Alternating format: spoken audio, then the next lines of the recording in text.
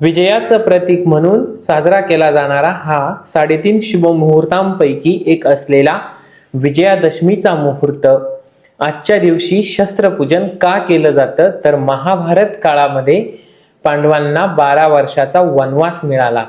12 वर्षाचा वनवास संपवून पांडवांनी 1 वर्षाचा अज्ञातवास पूर्ण केला आणि आजच्या दिवशी शमीच्या झाडावर ठेवलेली आपापली शस्त्र पुन्हा धारण केली. तो हा विजयादशमीचा दिवस म्हणून शस्त्रास्त्र पूजन केलं जातं.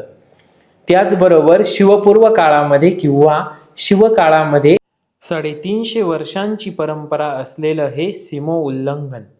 सीमोल्लंघन म्हणजे शिवकाळामध्ये आपल्या मावळी फौजा आजच्या दिवशी म्हणजे दसऱ्याच्या शुभ मुहूर्तावर विधिवत आपलं शस्त्रपूजन करून परप्रांतावर स्वारी करण्यासाठी आपल्या राज्याच्या सीमा ओलांडत असत, म्हणून यास सीमा उल्लंघन असं म्हणतात.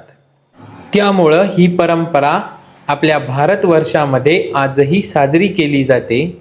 प्रत्येक मनुष्य आपापले शस्त्रपूजन करत असतो.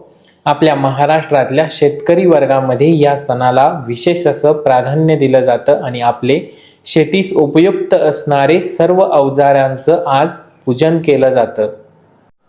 तर मित्रांनो, आपला हा ब्लॉग आपणास आवडला असेल तर प्लीज कमेंट करा, शेअर करा आणि आपल्या चॅनलला सबस्क्राईब करा.